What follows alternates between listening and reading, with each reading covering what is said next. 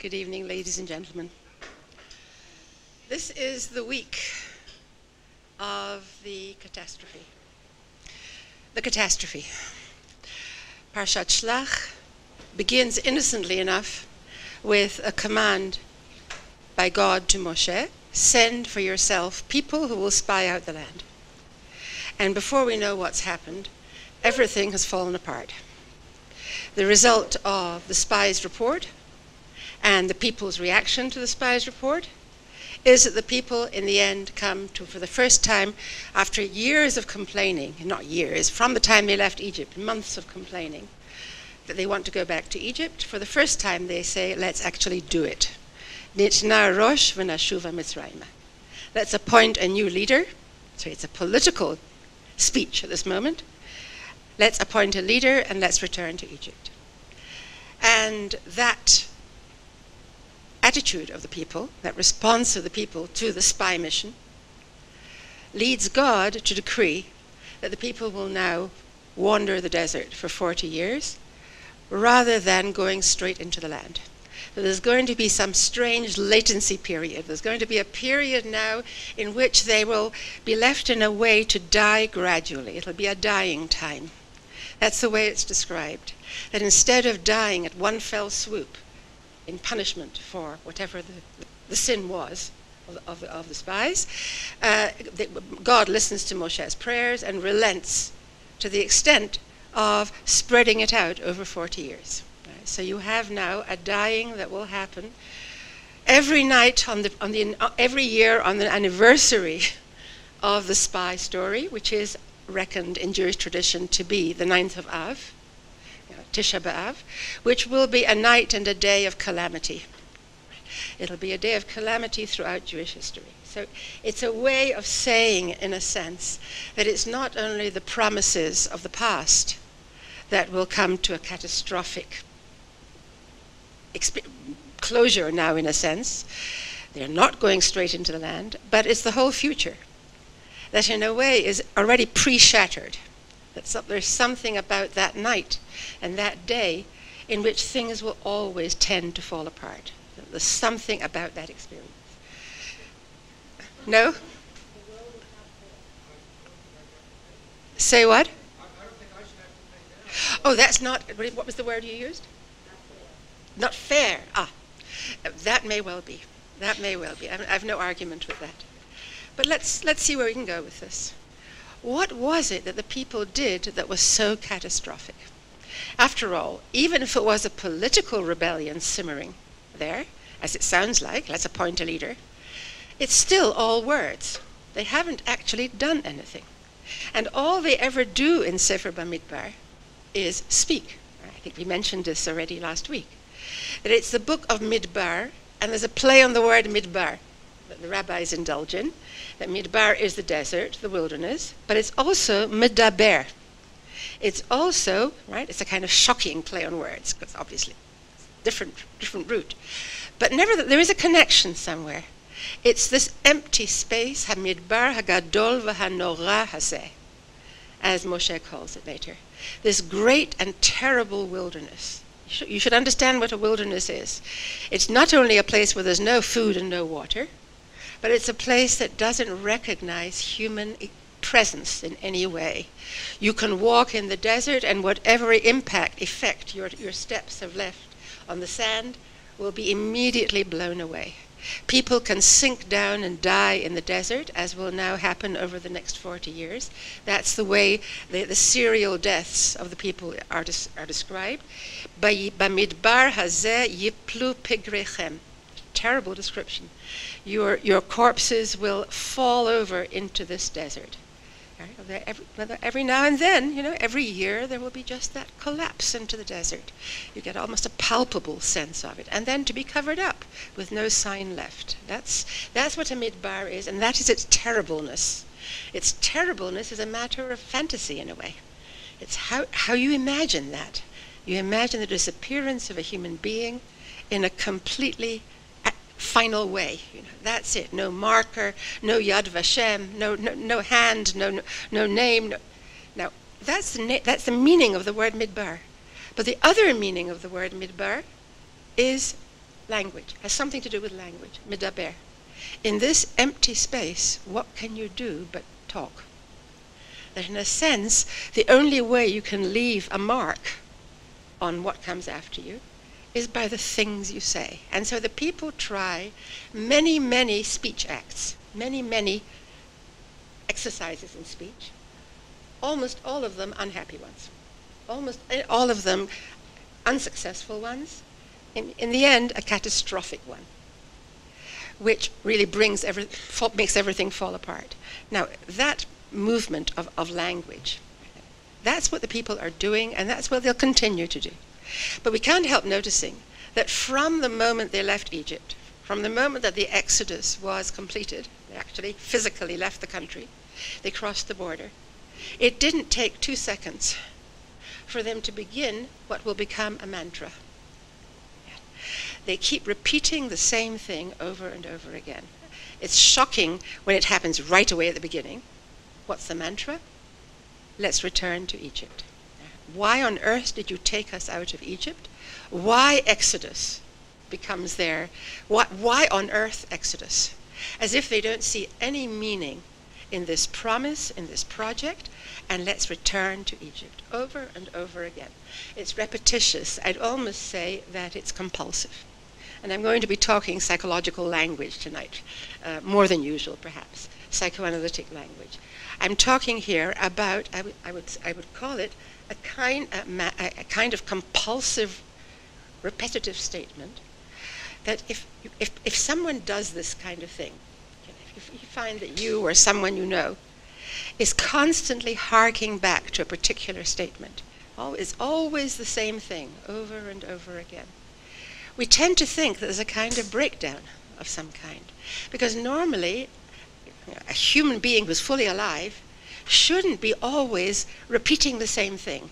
He should be, in a way, moving on. At every moment, he may have different complaints, but it's always the same thing. There's something psychotic, almost, I'd say, about this. More than neurotic. A sense, I would suggest, maybe, that something traumatic has happened to this person, which has left him kind of spinning the record, the disc, round and round. It has broken him on some level, and left him saying the same thing over and over again without too much meaning. Almost, it's almost as if this is what comes easiest, to keep saying, "Let's go back to Egypt. Let's go back to Egypt." Now that I'm calling the broken record, that aspect of it, makes a human being sound like an automaton. It's not what we like to think a human being is. And when people we know and love begin to do that, so we call it senility, that's one possibility, or we think about the traces that may have been left in this person by the past, that this person is in some way haunted. This person is haunted by some trauma of the past, which somehow irrationally bursts forth every now and then into the particular mantra. Doesn't necessarily relate so much to what's going on in external reality, but it's somehow very important to the person himself to keep saying that. And up to a certain point, God is rather tolerant of this. For instance, in Sefer Shemot, when the people do this, God expects them to do it. God himself says at the moment of when Paro released the people, B'shalach Paro et ha'am, then God said, he said to himself, a kind of soliloquy, he said, I know what's going to happen, that they are going to change their mind when they experience war and want to return to Egypt. They won't think well of the project of Exodus very long. If they are on a high momentarily, it won't take any time at all for them to regress and somewhere run back to Egypt in imagination, in fantasy. And God expects it to happen. As if God reads the map in some way of the human heart, and he says, yes, that's what's going to happen. So I won't make it so easy for them to act on their fantasy. I'm going to take them around the long way rather than the short way. You remember, I think we talked about this. Now, here at this moment, this repetitive statement, here it brings something lethal down on their heads. And I've always felt that this is a very painful parsha. It's a parsha in which I feel very much as you said, is this fair? And I'm not even talking about the future history. I'm talking about that generation. In some way they are broken, right? I'm suggesting. In some way they are broken. Why? I don't know. I have a couple of suggestions, but I don't know. But what you know is what they are manifesting at this moment, how they're behaving. And that's what I want to look at. What kind of behavior would we say this is? One of the main symptoms is this repeated statement, let's go back to Egypt, which seems to sharpen now. And it's set off by the report that the spies bring back. Now, according to the text, it seems that God has commanded, Shlach lecha anashim. Send for yourself, God says to Moshe, send for yourself, what's that lecha? Send for yourself people to spy out the land. Now that sounds clearly as if the command comes from God, and therefore that's not what God blames the people for the very idea of sending spies. Something bad becomes of it, but at the beginning it's God's idea. Now, that's at least how the story seems to read. When the spies come back, what do they say? Let's do a quick overview of the story and listen to the words, because it's the words that are important. It's not the story. It's what people say. The spies come back and they tell a story. Vayisapru.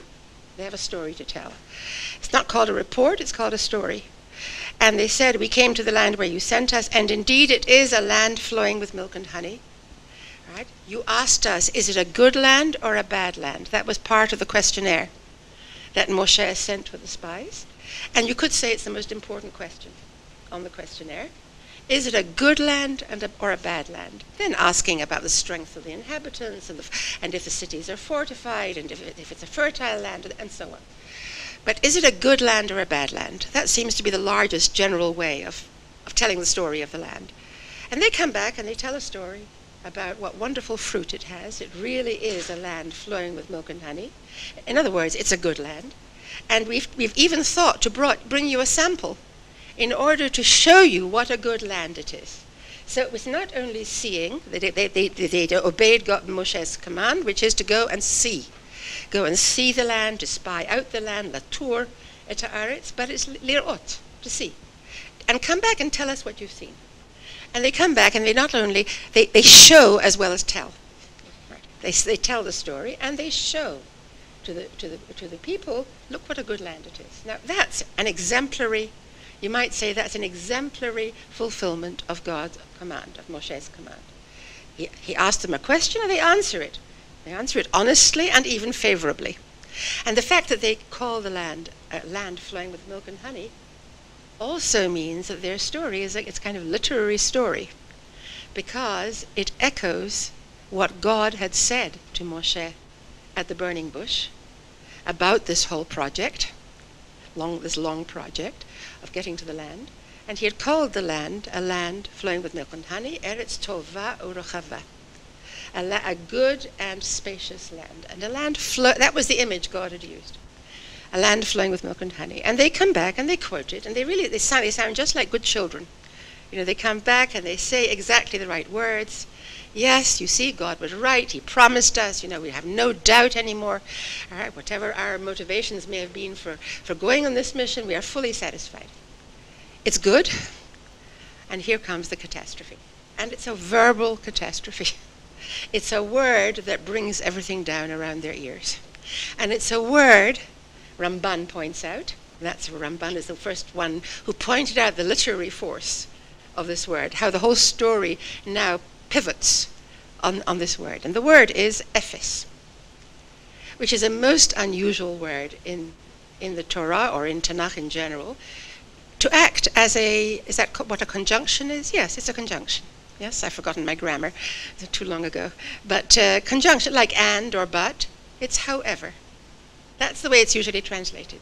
But really it means, of course, ephes means nothingness, zero.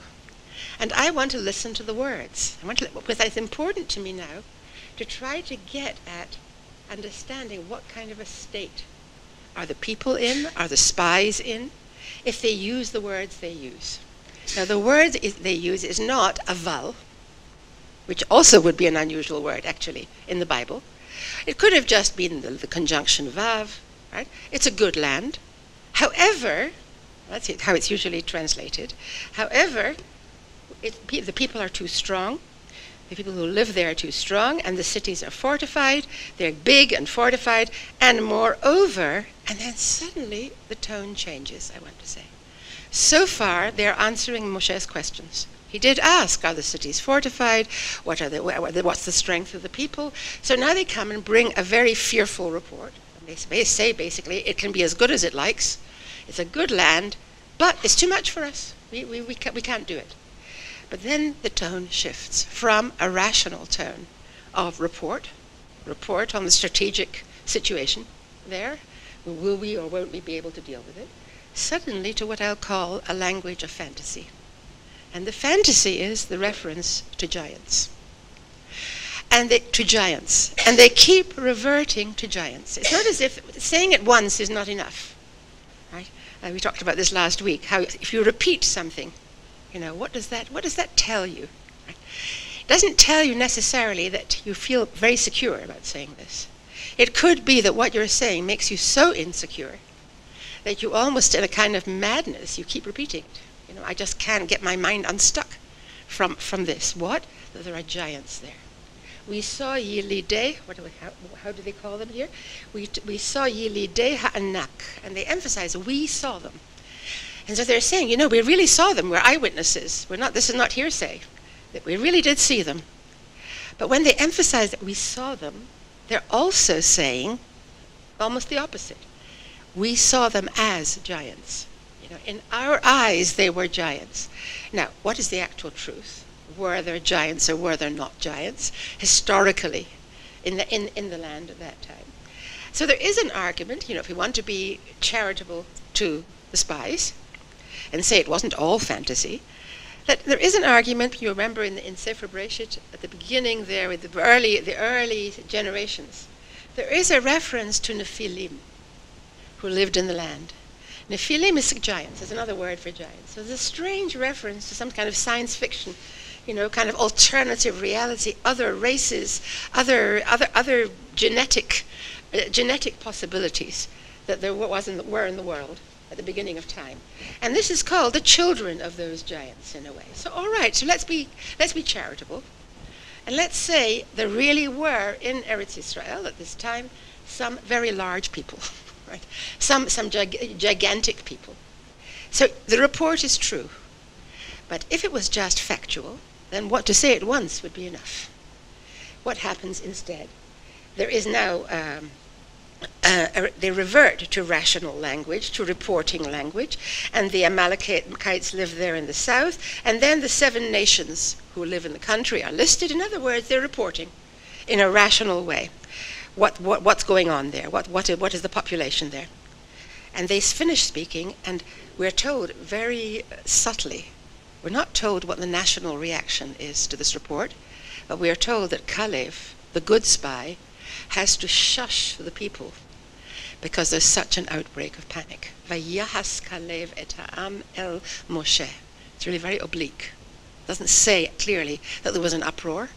It says that Moshe has to quiet the people. That there's an immediate uproar. The people are stirred by what the spies say, and they could be stirred by the rational report. It's a strong people, but I think they're more disturbed by the report of giants, because that is something that it's almost as if everyone is haunted by the idea of giants. And Kalev shushes them and says, we shall go up and we shall conquer it. We are capable of doing it. And the other spies absolutely deny it and say, Lo nuchal la'alot. We can't go up. We can't do it. Why? Because the people are too strong for us. Now that's a rational statement, I would say. The people are too strong. That's within the limits of reason. You asked us to report what the situation is, and we think it's impossible to achieve this victory. You might say, where is faith? But I'm not so quick to get to faith.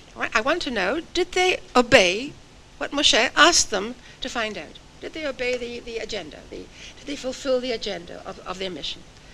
And then the Torah labels what they're doing and calls it slander. They slandered the land.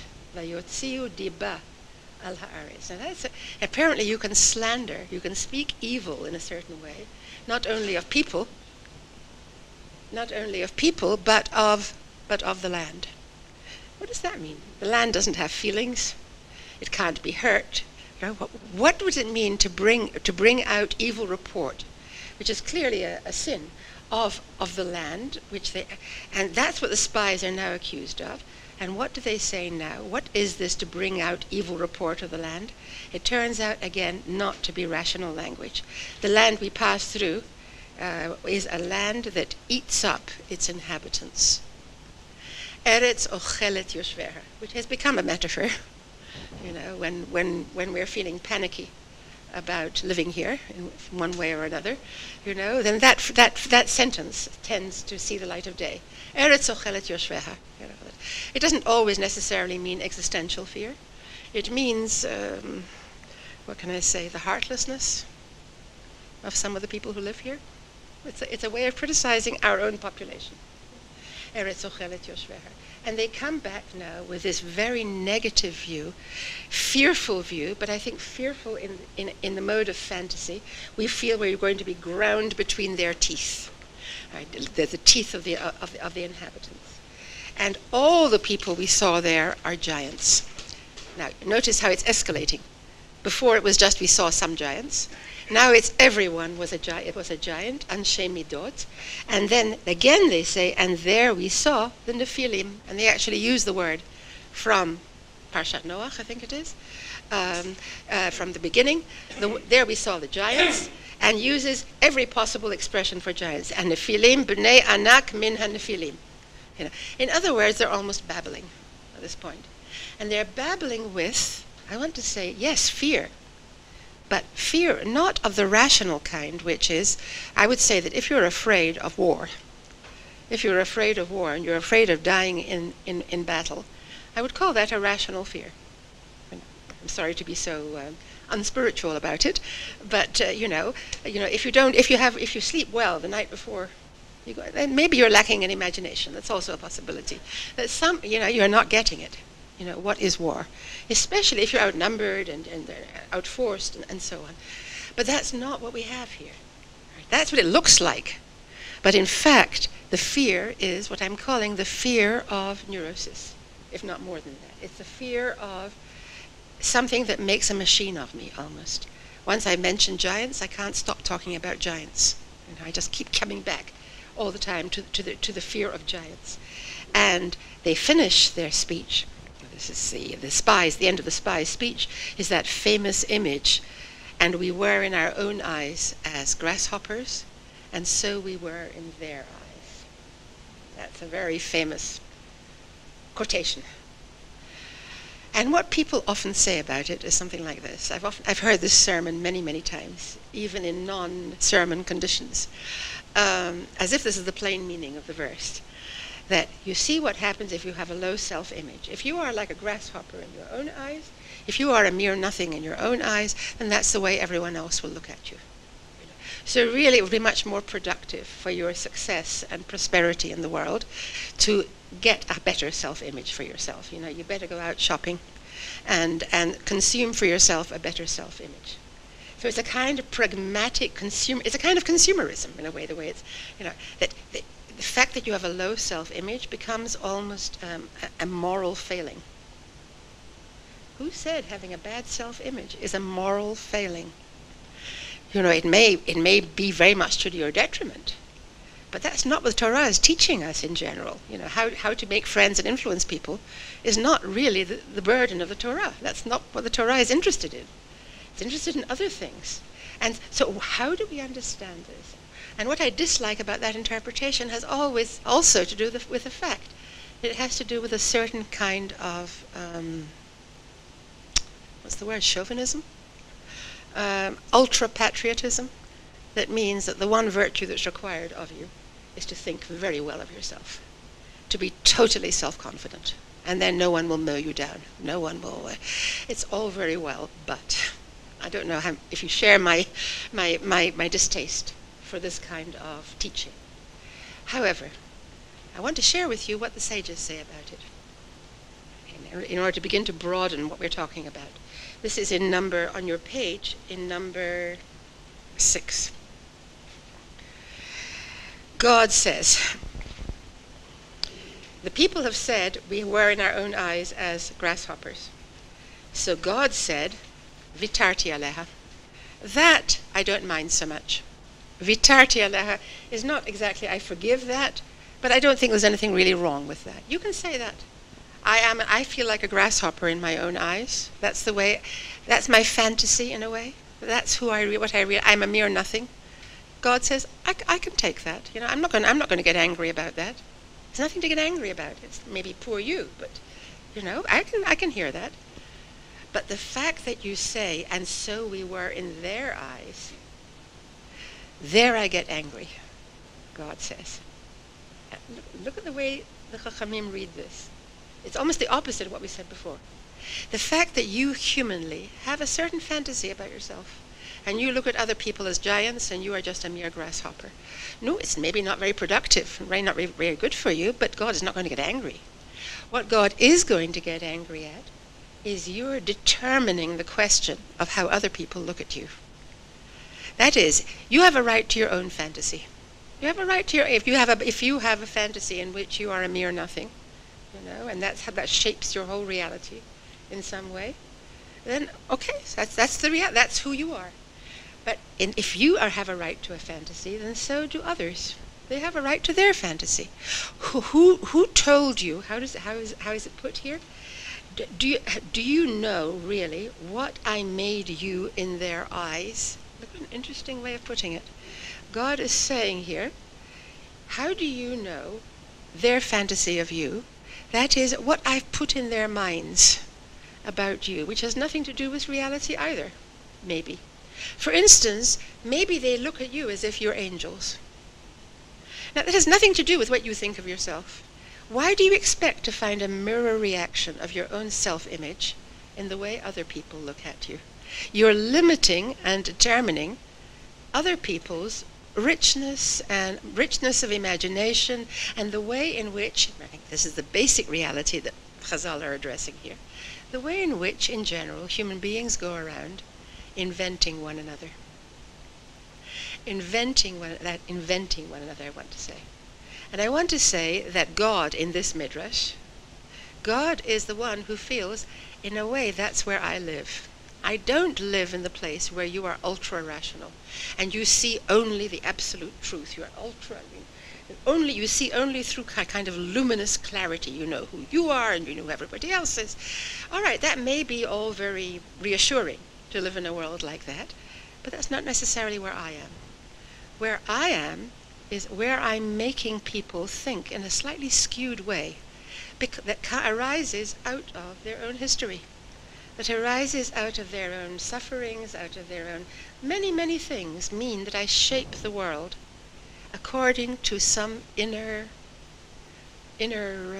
secret, what's the word, like a secret code almost, that I have a secret mantra somewhere in there that in some way shapes. And if I go for therapy, if I go for psychoanalysis or whatever, it's because I myself am disturbed by the kind of fantasy I'm having about myself, and I may want to change it, and that's not such a simple thing to do. It means very deep work, at least in one view. But what God is disturbed by here is your misunderstanding of how others will see you too. Don't we often find this in relationships? That relationships are usually complex, as I've discovered. I'm a slow learner, so when I speak with excitement about things you've known for many, many years, I'm not putting it on. That is, you discover that even what you call friendships contain all kinds of baggage. People can like each other and dislike each other. People can be jealous of each other, can be envious of each other, and continue being friends. There are all kinds of elements in a friendship. But what comes out sometimes, surprisingly, is that I can envy you secretly. I can think I'm a grasshopper. And then one day I find out that you actually envy me for something else. I look like an angel to you. Now, who knew? Yes. So we're talking about the role of fantasy in life. And we're not saying that you are right or that I'm right. But that's just the way it is. That's the way we are. If we are really interested in finding out truth, reality, then we may work towards that. But we will never totally, I want to say, and that's what we were talking about last week with Moshe and Miriam.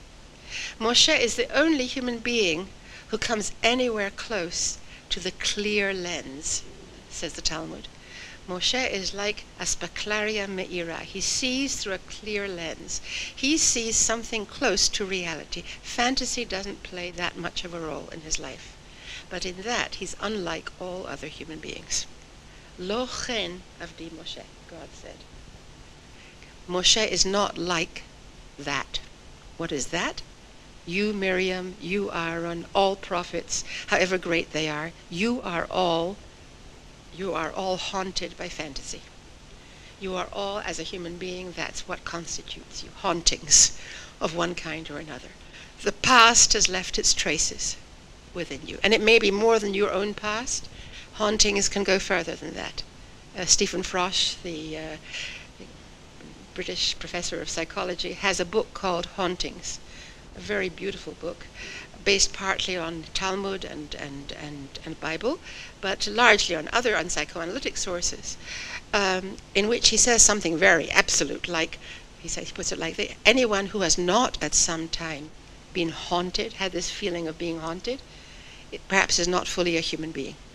You know, that what it means is that what your parents went through and what your grandparents went through in some way infiltrates you, not through conscious channels, because I don't know exactly what they went through. I may know the large facts, and nevertheless the impact is written inside me in some strange way. And it is strange. It's an uncanny idea that I'm living in some way a reality. I'm porous, I'm permeable. I thought I was well sealed. I am me, and I will continue to be the same me forever and ever, and that's how I know who I am. And it turns out that I'm very affected. I'm susceptible to all kinds of radiations that come to me from people around me, from world politics, from everything in the present, and then from things from the past. Now, that kind of statement, that way of looking at things.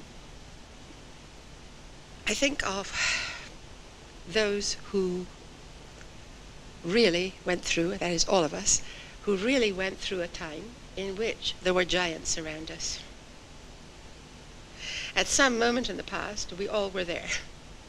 That is, when we were small children, we were surrounded by giants. Now that's in real fact. That's not a fantasy. There were people who were enormously tall all around us. And in order to look at their faces, we had to crane our necks. We actually had to go like that. Now, does that have an effect on the child? Or is that all in the day's work? Well, of course, when you're a child, that's how life. It's a different way of looking at things and saying, well, no, of course it must have some effect. Call it the tallness of your parents. Call it the power of your parents, how much stronger than you they are. Call it the psychological power that your parents have over you. You need them so much that you will do anything to please them. Take that as a basic given set, more or less. And how different families negotiate that. Different families have different ways of dealing with that in order to make it more livable, less livable. And so you have all kinds of human beings wandering the world who once were in a situation like this and can't quite shake off, because things haven't gone in an ideal way in childhood, can't quite shake off the power of parental authority, put it like that, who will never quite feel fully the equal, even though in physical fact they have made up the gap between themselves and their parents indeed begin to get smaller and smaller, it seems. Yes, that's one of the strange things that seems to happen, in fact, but certainly in fantasy. One of my children calls me Imale. And I really like it, but I can't help noticing what's happening. There must be a special pleasure in saying that, aside from affection. It's a way of saying, I'm big now. You are Imale, and I don't mind in the least. It's very nice. However, there is that too. And so I want to say, even in these very general terms, thinking about it as a kind of the most general motif of human growth, that we all were once grasshoppers with giants around us, could have left its traces. And somewhere there is a sense of, I don't know if I really have got out of that. I don't know if I've really got past that. That there are people who are, to me, like parents constantly. They seem to loom over me. They seem to be too authoritative for me. And it's partly my fault. It's somehow the way I'm constructing the world makes it like that. I'd like to blame them, but now, let's come back then. So what happens at this point? The spies spoke in their fantasy mode, and then the people spend the night crying. That's a hysterical night. It's a night in which the people, listen to how it sounds. Vatissa kol ha'eda vayitnu et kolam. It's a very slow motion description of what it's like to begin to cry. When something begins to rise up in you, your voice begins to rise up. Vatissa et kolam. They lifted up their voices and they gave their voices forth. Yeah. They express what is rising up in them, and then finally we hear the word, what are they really doing? Vayivku. And they cried. That could have been at the beginning of the verse. Right? And instead you have this sense of, we're interested in a process here. What does it feel like when a crying fit is beginning? And they cry all that night. And then we read, they complained against Moshe, they grumbled, and the whole people complained, and they said, and so now we hear, what do they say in this mood of what I'm calling a hysterical crying fit? And what they're saying is, Lu matnu be'eretz Mitzrayim. If only we had died. If only we had died. In matnu is an unusual past tense. Yes? Matati, matnu. Whenever do you have occasion to say that? We have died. I have died. That's something you never say. It's very unusual to say that. If you were dead, you wouldn't be talking. But here it's a wish. I wish I were dead. In the land of Egypt, or in this wilderness, I wish I were dead. And so they begin and end, it's like a poetic outburst, framed, I would say, by fantasy. Suddenly, how wonderful it would be to have already died. That means to be through with life, which means to be through with dying, which means to want to get rid of the prospect and the fear, the hysterical fear of that which threatens me. If the only way I could be sure not to have that anymore is if I were already dead. It's straight out of the book of Job. Yeah? Sefer Eov, chapter 3, is exactly that, where Eov is wishing that he had died before he was ever born. So it's a really macabre. It's a macabre chapter. And it describes somewhere the impossibility of living in time. That it's just unbearable to live in time and to be facing death. Now, that cry, which is not a rational cry, is followed up by their saying, so why did God bring us to this land? So we'd fall by the sword, and our wives and children will be taken captive, will be booty. Halo tov lanu shuv Mitzrayim. It would be good for us. And here the word good becomes not about the land, but about returning to Egypt. So what they have heard from the spies then is this. And then they come to the political statement. Let's appoint a leader and let's return to Egypt. Now you know what's behind the political statement. What's behind the political statement is not a rational, items of dissatisfaction with the situation. It has to do a great deal with things welling up inside them, the kind of, almost hysterical welling up, and the impossibility of life. So, various ways of putting this, the terror that's involved in life. I wish we were dead. We wish we were dead. Now, this mode of fantasy is in response to what? After all, the spies brought back a good report. But it's a good report that's totally annihilated. Ephes. That's the word means. They ephesed it. Yes. They deleted it. They ephesed it by what? Sounds perhaps as if it's fear. That fear is really what rages inside them. And what I want to say is it's not rational fear. It's not just fear of the immediate situation. It's fear that has much deeper roots, and it speaks a mythic language. It speaks a language that's beyond the particular situation. It goes back and deep. And so I would add as another possibility, what is it in the past that is arising in them now, that is haunting them now? And I would say perhaps, one other suggestion, it's perhaps their own immediate history now. That is, the fact that they've been so many years slaves in Egypt, persecuted as slaves, and then the sudden exodus, the plagues that happened to the Egyptians, which surrounded them, a lot of pain, a lot of suffering, a promise that took them out of Egypt, and then Pharaoh running after them, even when they're out of Egypt, the Red Sea, in which the Egyptians are dying behind them, and they have the walls of water on either side, and they can collapse at any moment. In other words, a continuing history of perilous survival, a sense of who are we and how can we go on being. We don't even know ourselves as slaves anymore. And therefore a kind of accumulating trauma that gathers in force until they come to Har Sinai, which is also not a blithe experience. Vayecharad kol ha'am, the whole people shuddered. There's a feeling there too of existential fear that goes very deep. It's not totally irrational. And here now, the issue of going into the land. And what they are really saying when they speak in this way is that they have no desire to go into the land. What has been killed in them is the possibility of desire, of wishing to go into the land. And I want to suggest that that's a more radical statement than it seems. Let's have a look now at Rashi. Let's see how Rashi parses the text in a way that we've already begun to break it open. Number 2 on your page. I'll start with number 2. First of all, right, let's just refer to number 1, Moshe's reaction to this outbreak in the people, this outbreak of panic, and let's return to Egypt, is that he falls on his face in front of the whole community. Vayipol al panav, vayiplu al pnehem. Moshe and Aaron fall on their faces. What is that falling on the face? Thank you very much.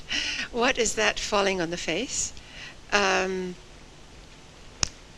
Prayer, but some of the commentaries make it much more immediate.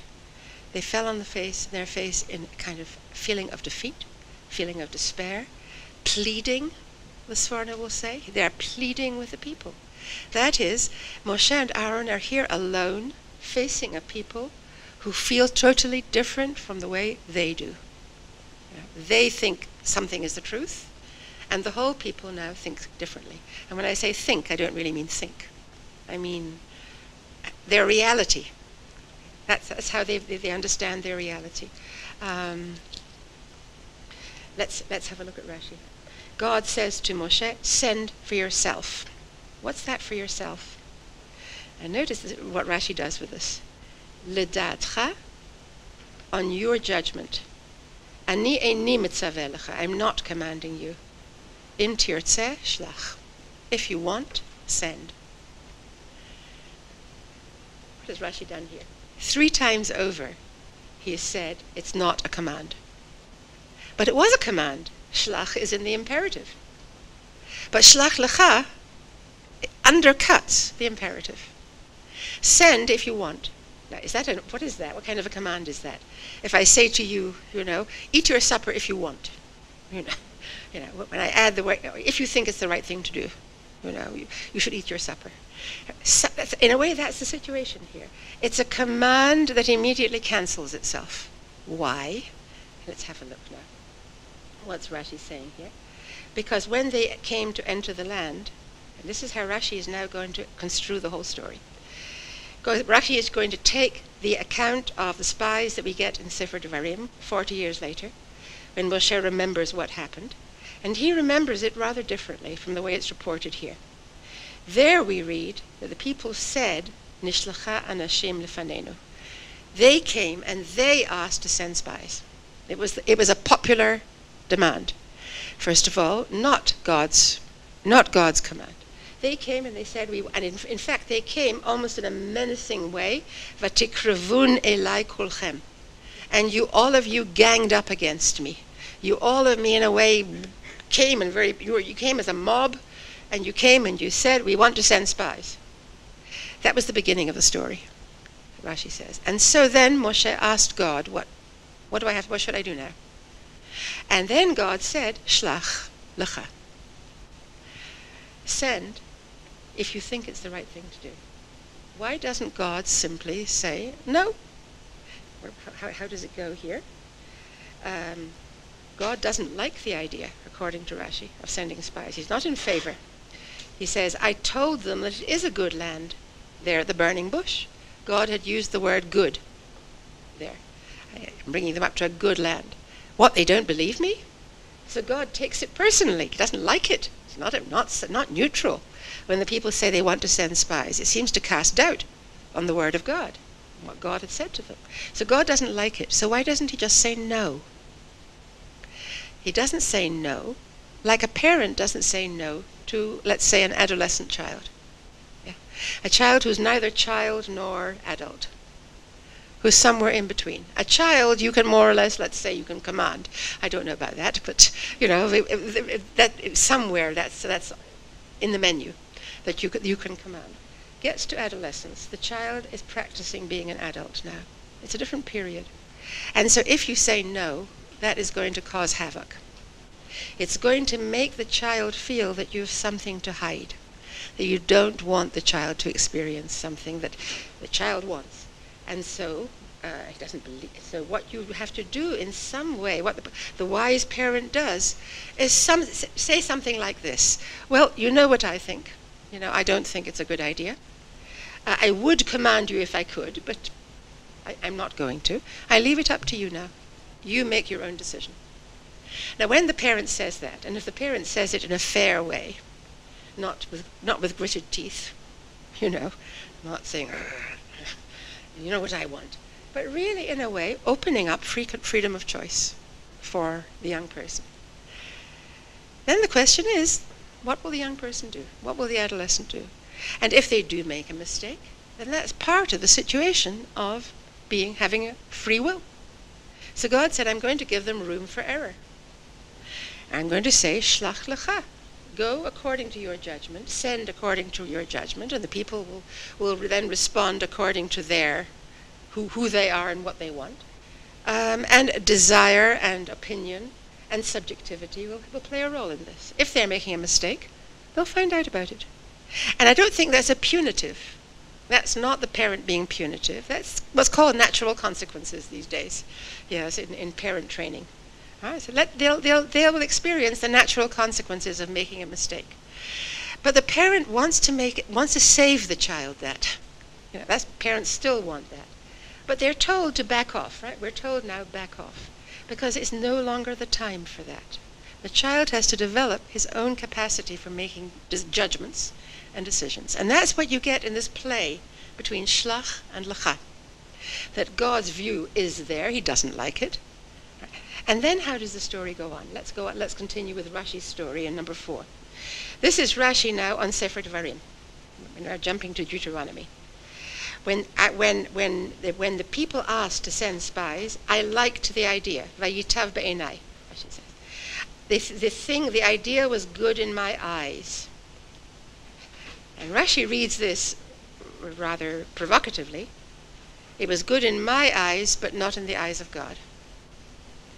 That is, Moshe says, subjectively, I thought it was a good idea, and I was wrong. Be'enai, the emphasis on in my eyes, means from my perspective it was good, and I turned out to be wrong. And then Rashi asks, but if Moshe was wrong, why is he rebuking the people? It's a passage of tochachot, of rebukes. And so why is he telling them off if he was wrong in commanding, in advocating for the mission? And the answer he gives is, it's one of those parables that sticks in the mind, that haunts me anyway, what I call a slow release parable. It's about a man who wants to buy a donkey, a used car, for our purposes. And the seller says, sure. And the buyer then says, and can I try it out? Can I take it for a trial run? And the seller says, sure. And the buyer says, well, up to the Golan, up on the crags and the hills in the Golan, just to give it a really good tryout. And the seller doesn't blink and says, yes, I think it's a wonderful idea. Why is the seller behaving this way? It's a performative act. We're talking here about a game of some kind. It's not just, I want to buy, you want to sell. What the buyer is feeling out the seller. Is the seller really confident of the quality of his used car? That there are no problems with the used car. I can find out by testing, or I can find out by testing in a confrontation. What is he willing to let me do? Well, it's this kind of game of, what's the game that's like that? Poker? Where you have to, I don't really know the rules of poker, but I gather. You're watching the other person's expression. There's a little drama going on here. It's a human drama in which desire and fear are at work. When you're going to buy something, there's a lot of desire. Right? The commercial situation is a situation of desire, in a very crude sense. I see something I like and I want to buy it. I want it. I'm willing to give my things for it in exchange, like my money. And then there's the fear. Maybe I'm being cheated in some way. Maybe it's not what it looks like. Maybe I'll be disappointed. Maybe I'll overpay. I'm overpaying. And so there are the opposite poles there. And you want to make sure you're getting a good deal. And the seller is trying to make the impression that it's a good deal. Right? Let's say it really is a good deal. He's not lying. Or maybe it's not. But in this case, it really is a good deal. The land really is a good land. And so when the people want to try out, find out, God, apparently, Moshe and God, are very blasé about it. They say, yeah, sure, if you want to send spies, send Gesundheit. Do what you want to do. Is it that they really feel it's such a good idea? No. They are hoping, as Rashi says there, what is the seller hoping?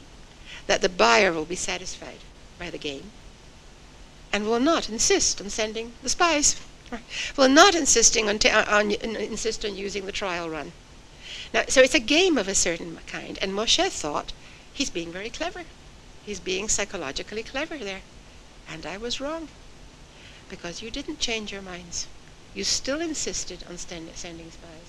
And this is a very unusual passage, in which you have a whole elaborate parable, which we go into and the ins and outs of it, only to find that it's not useful, because it didn't work. It's a way of saying all your cleverness, all your determination to make things work to your best advantage. I'm going to win this bout. Surprisingly, sometimes doesn't work. In a rational world, it should work, but apparently it's not a rational world. For some odd reason, the people are so troubled by the question of the goodness of the land. It makes them feel so bad to go into this land that not all the cleverness of the exercise can soothe them, can reassure them. Now, what are we talking about here then? What is, I'm saying this is the unconscious. This is the human unconscious, which is haunted in some way. It's haunted by a sense of trouble. It's haunted by a sense of loss, a deep sense of loss, and of an expectation of loss. I don't expect to be the winner if I go for my desire. My desire is not brave. It doesn't speak loud in me. I don't really want anything. Therefore, I am a skeptic. And here I come finally to the word. What is a skeptic? A skeptic is someone who doesn't believe, right? Who doesn't believe basically there's any correlation, for instance, between language and reality. As a philosophical movement, skepticism is a kind of questioning of our capacity to understand reality, to be in any meaningful connection with reality.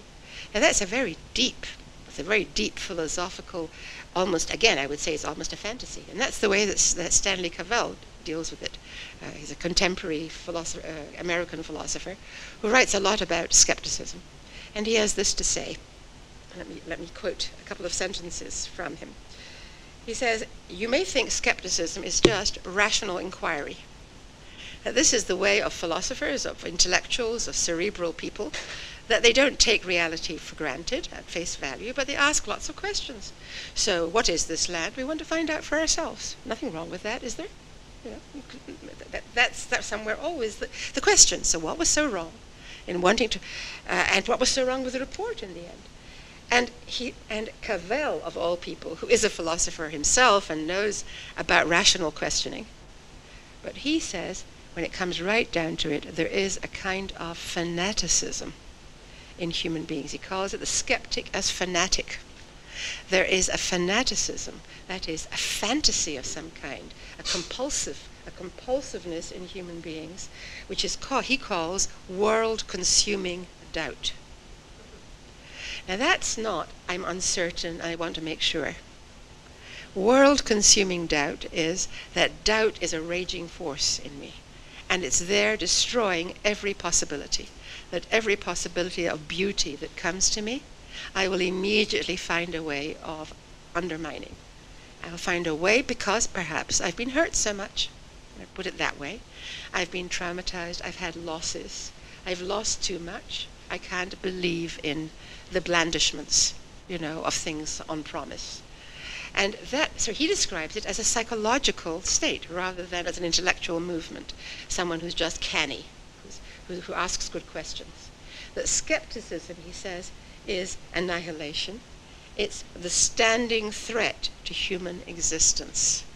That's very strong language.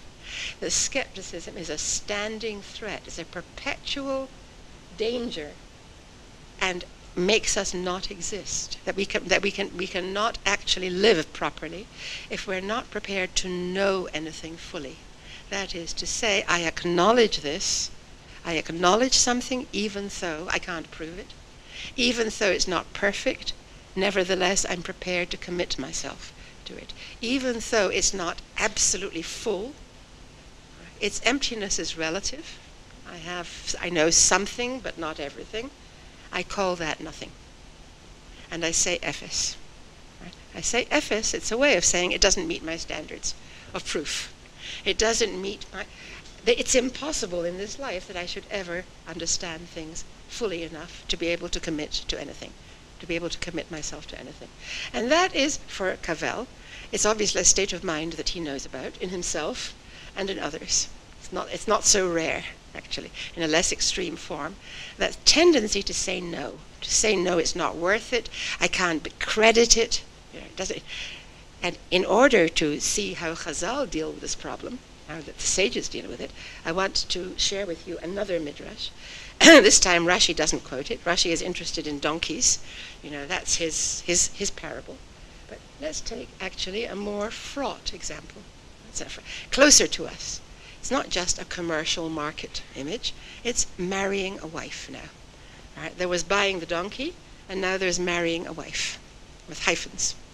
Marrying a wife. And have a look now quickly at number 5. Rabbi Yeshua said, what were the people of the spies like? Like a king who provided for his son a beautiful, aristocratic, and wealthy woman. What could be better? All right, that's all the requirements. And he said to his son, I have provided for you, that word zimanti. Here she is now for you to have. A beautiful, wealthy, and aristocratic woman. And the son responded, Elech ve'ereota.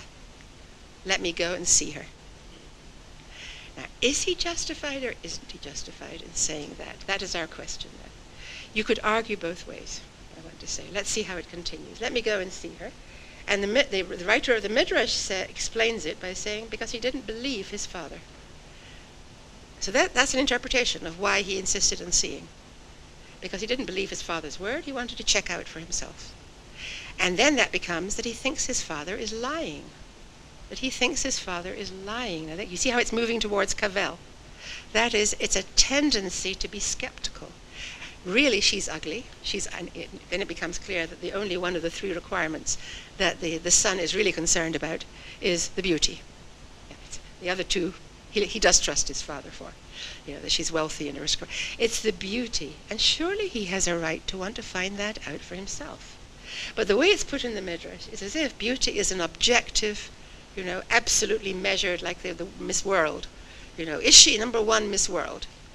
The king said she is, and the son doubts it, thinks, no, he's lying in order to get me married. Really, she's ugly. But you don't have to go that far, because all the king's son needs to be thinking is she beautiful to me? Right. Like we find shlach lecha. Is she beautiful in my judgment? Could I love her, in other words? What the whole of Sefer Bamidbar is about, I want to say, is tov and ra, the question of good and evil, not as philosophical absolutes.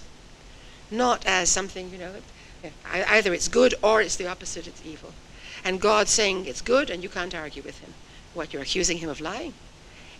But Sefer Bamidbar is about a human reality in which the word tov means tov li.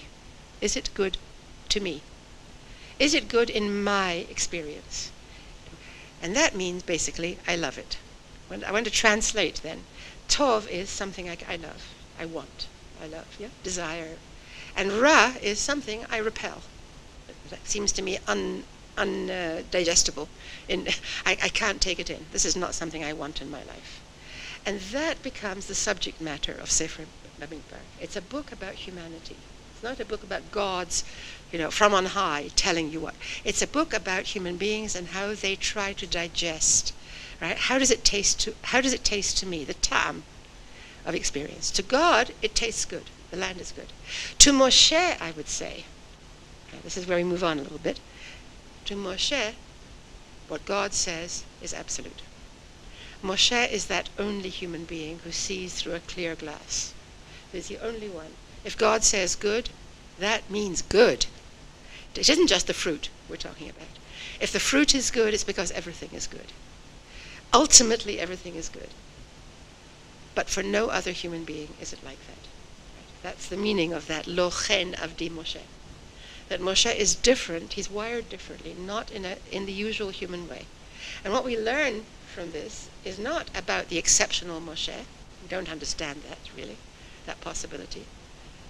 That mystical possibility that you align yourself so completely with God's taste, as it were, and you know that God knows you so thoroughly that he wouldn't provide an ugly wife for you. He wouldn't provide someone you wouldn't be able to love.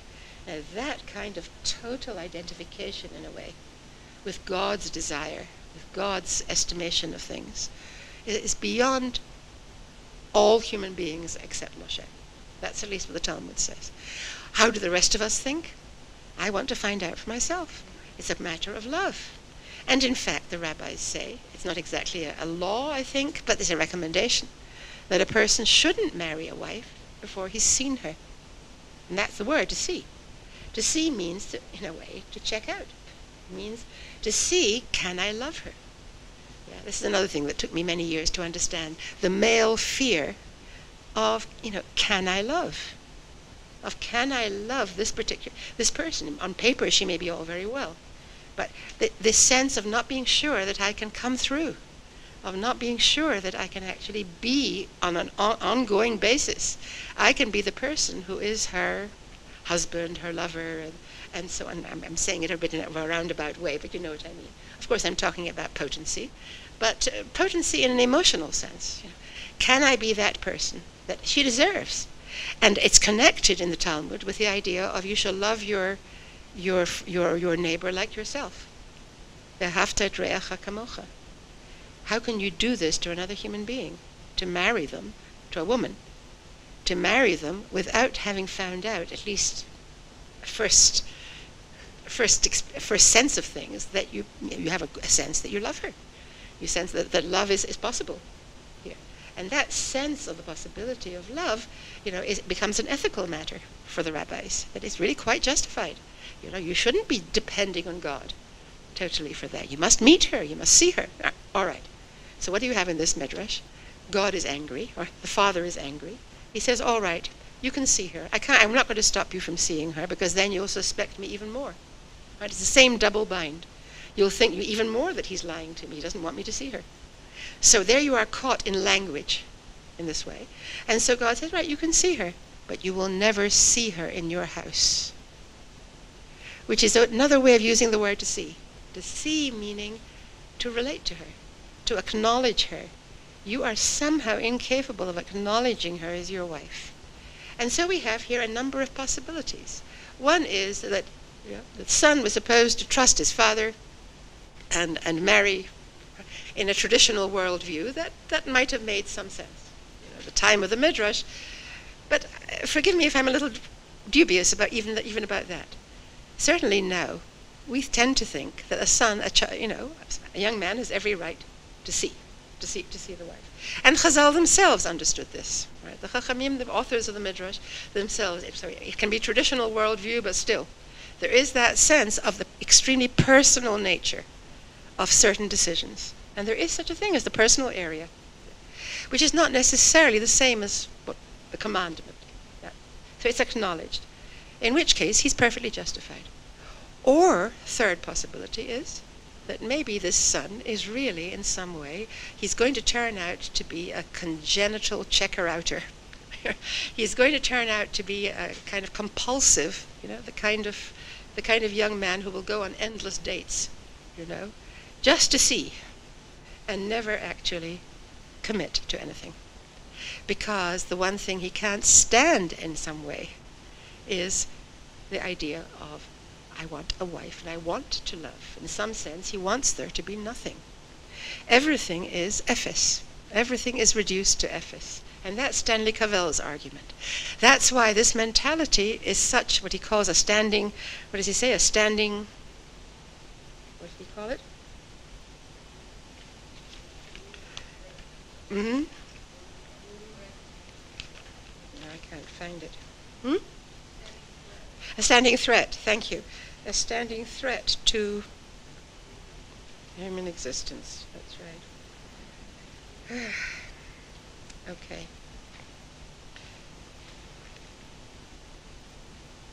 Yes. So where are we now? Yes. So Moshe sees through a clear glass and the people don't see through a clear glass. That means people have what I may have mentioned last week, an experience perhaps sometimes of a kind of mystic wholeness, but only sometimes. There's a passage from Emerson I'd like to read you, and this is really where we've been going all along. Emerson, in an essay on nature, describing the ecstatic effects of nature on a human being. If you walk around in nature, it does amazing things to you. It suddenly makes you this kind of transcendent human being who's in touch with God and who sees through a clear glass. Suddenly all egotism vanishes, and let me read it to you. Some parts I'll pause at. He describes going for a walk on Boston Common. That's nature, halfway nature. Crossing a bare common in snow puddles at twilight, under a clouded sky, right? Nothing very rapturous, without having in my thoughts any occurrence of special good fortune. I have enjoyed a perfect exhilaration. There was no rational reason for me to feel happy. It was just everything was pretty muddy and twilighty, and so on. And suddenly I was overtaken by joy. Right? A kind of crack now in my previous state, and suddenly it turns out to be joy. I am glad to the brink of fear. What a statement. To the very brink of fear. In the woods, too, not only on a common, a man casts off his years as the snake his slough, and at what period soever of life is always a child. Suddenly you go back to a kind of childlike joy. In the woods is perpetual youth. Suddenly there I am, young again. In the woods we return to reason and faith. Now there are all these statements about casting off all kinds of impediments, casting off age, going back to the time of youth, of ideal, strongest feeling, of strongest joy, of strongest desire. And there I am, a fully alive person. And there I feel that nothing can befall me in life. This is the sentence. Nothing can ever happen to me. No disgrace, no calamity, which nature cannot repair. There is no such thing as irreparable harm. I am so strong in myself, there is something in me that could face with joy anything that could ever happen. Now that irrational, it's such a powerful passage, because that is indeed how one feels sometimes. How people who have a tendency to mystical experience, I won't say full-fledged mystics, I mean, I've felt like this. I remember when I was young feeling exactly like this. You know, that was my religion. That was my strongest religious sense, that there is something in me that is so strong that it really doesn't matter what. Now that is, of course, a very dangerous thing to think in view of what one comes to know later on, of what are the possibilities of irreparable harm, that there really are things that can haunt you forever afterwards, if you've even read about them, let alone undergone them in your own life. But when you're in this state, it's a state of transcendence. Emerson was the head of a movement that called themselves the Transcendentalists. What are they called? Transcendentalists, right. Standing on the bare ground, my head bathed by the blithe air and uplifted into infinite space, all mean egotism vanishes. I become a transparent eyeball. Aspaklaria meira.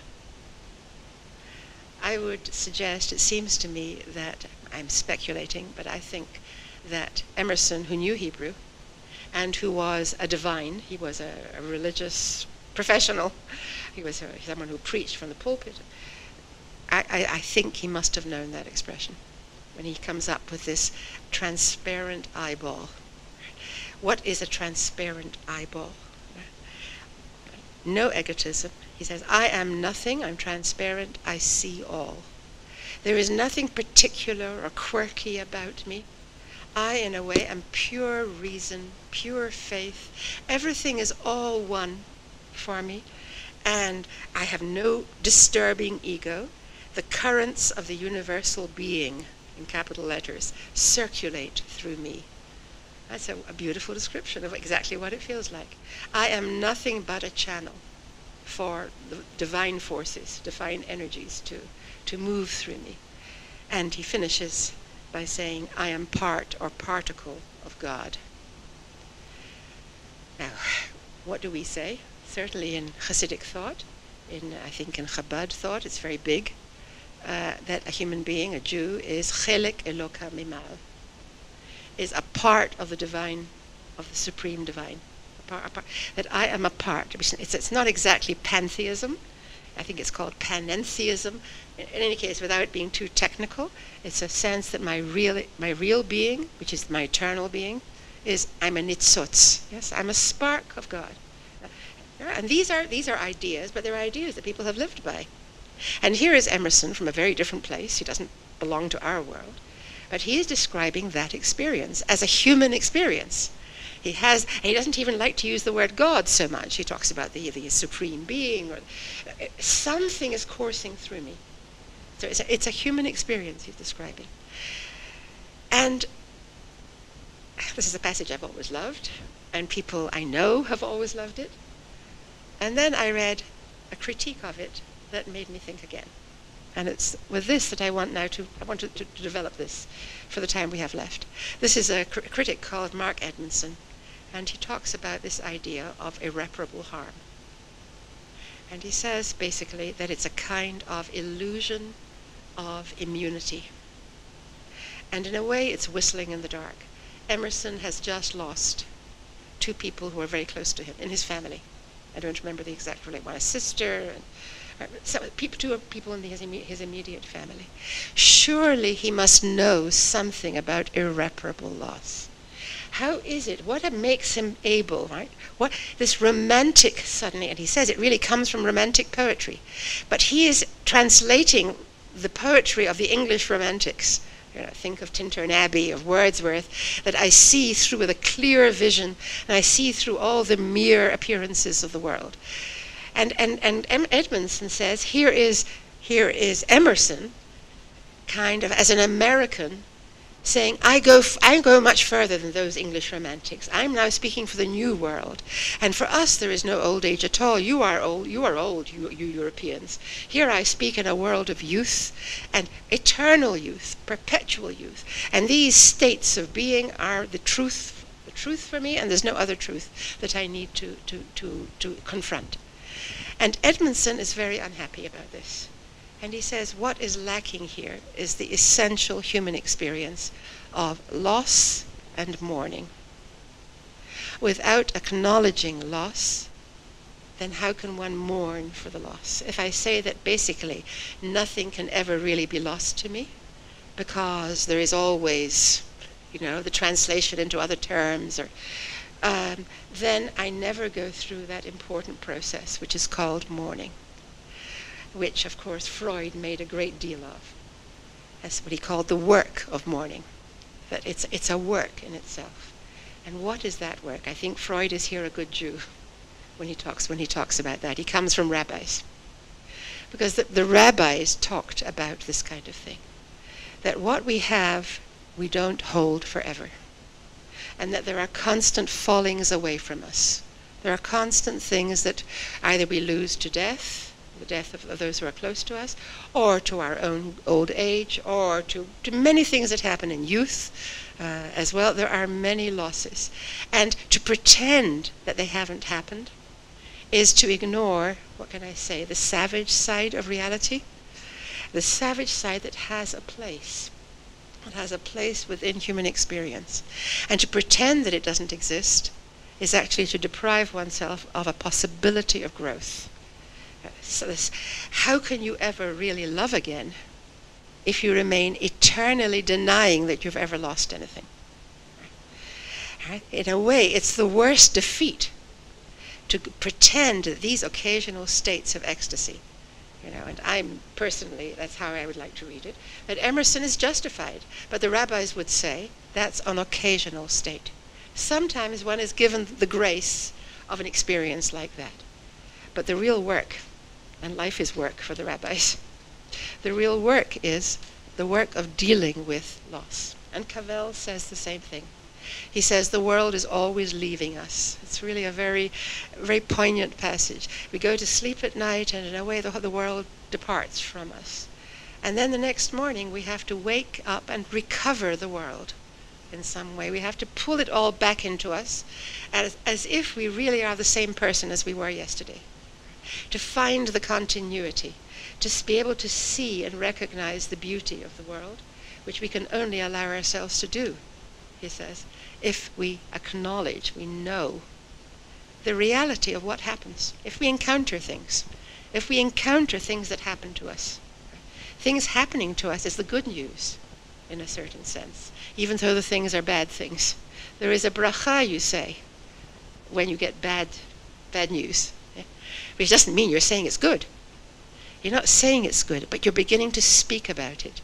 You're beginning somewhere to deal with it in words. And then what needs to ensue is some kind of conversation between the good and the bad.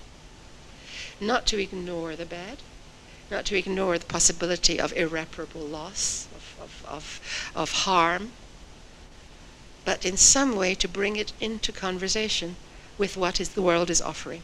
The fact that every morning the world is bright and new, impossibly joyous. Yes? Look at the sunshine in the morning.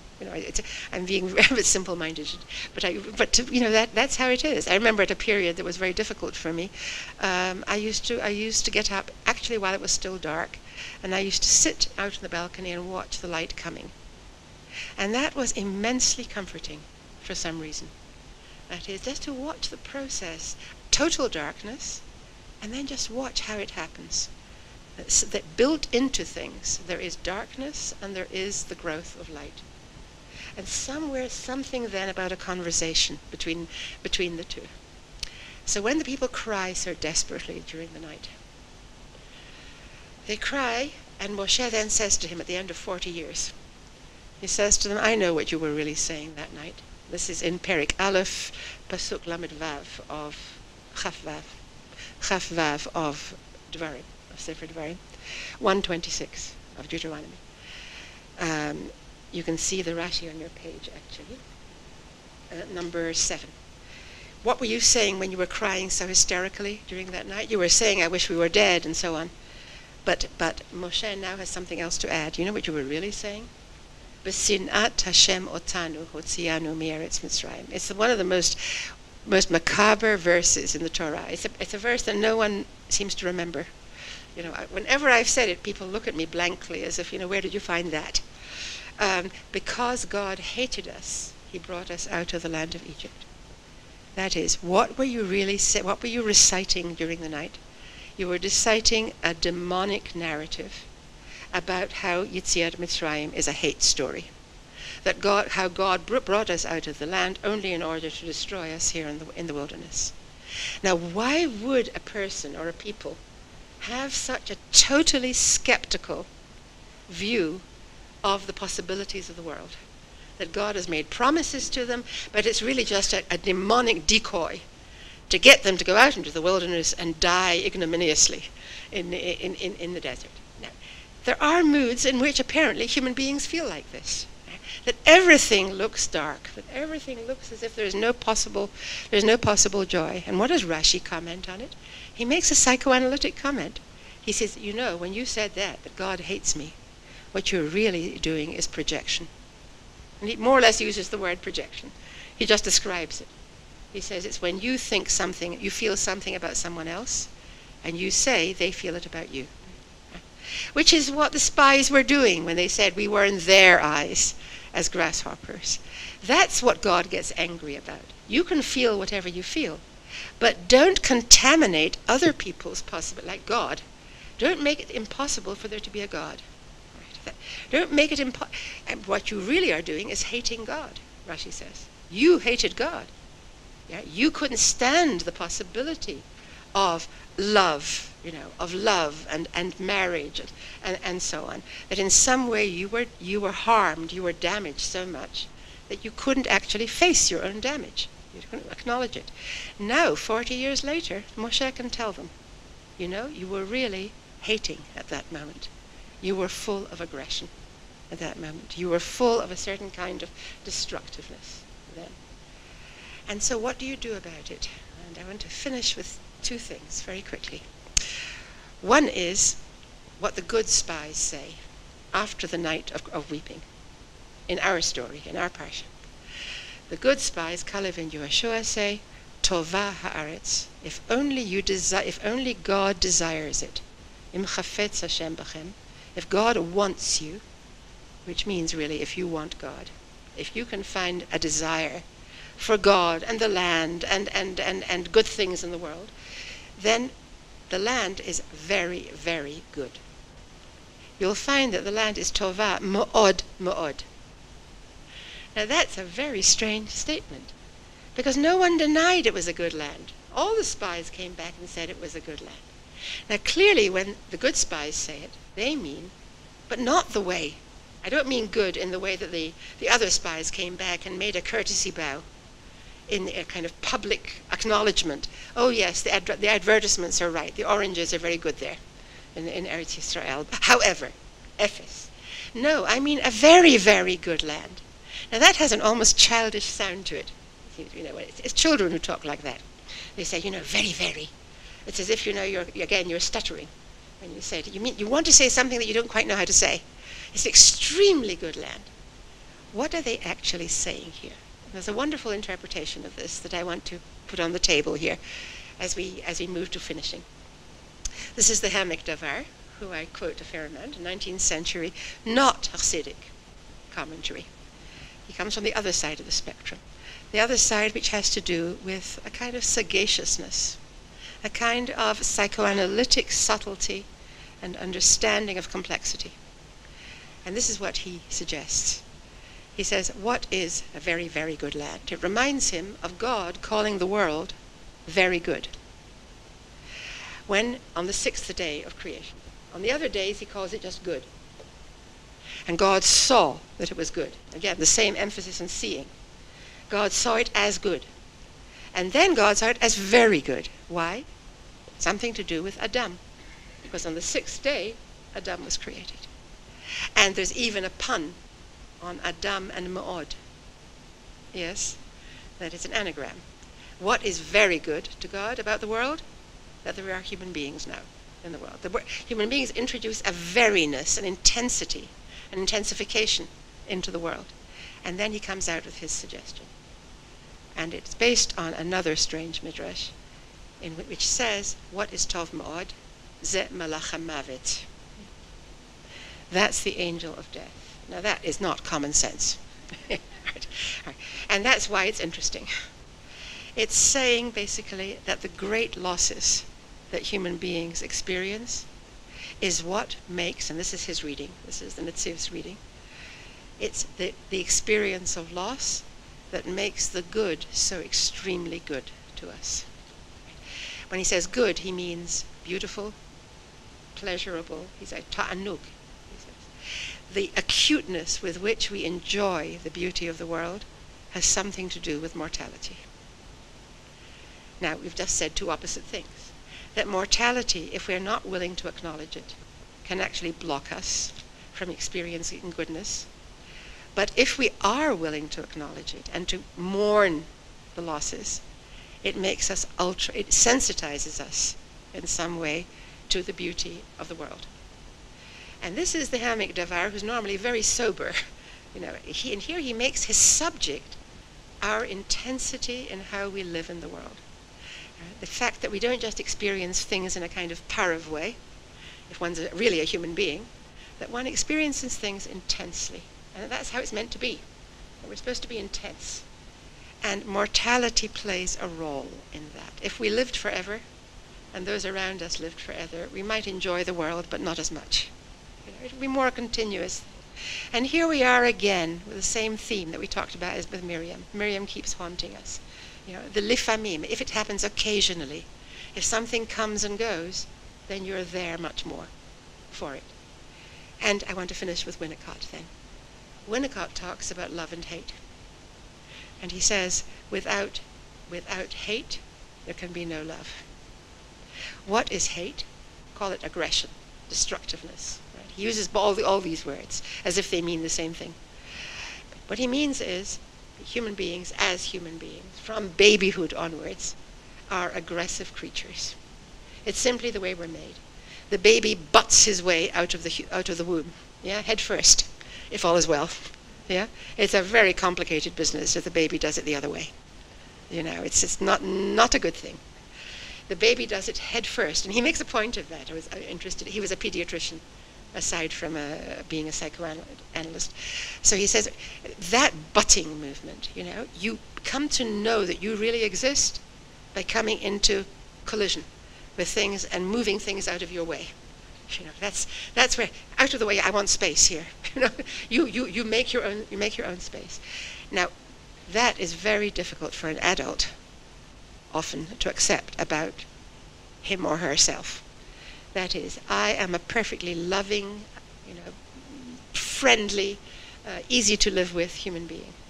I have in me nothing of that destructiveness that you're talking about, that aggressiveness that you're talking about.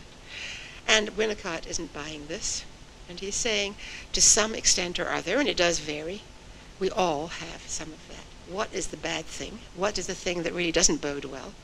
Is if a human being never can make contact with his own aggressiveness. It talks about the hate which is personal. Not the hate that's out there in the world, but my hate for people I think are good. In other words, people I love. People who I think I love, and then suddenly, for some reason, I lash out at them sometimes. And I can't stand them, actually.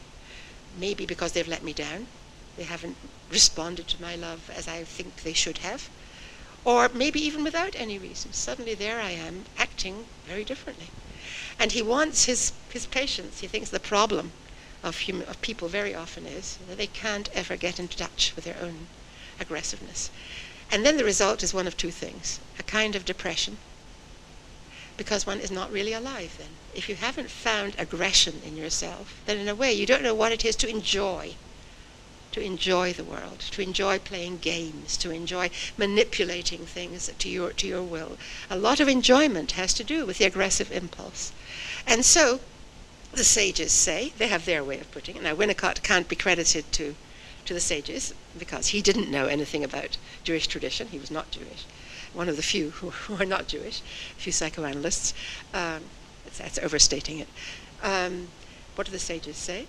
The sages say at one time they tried to they tried to banish the Yetzer Hara from the world, and no chicken laid an egg.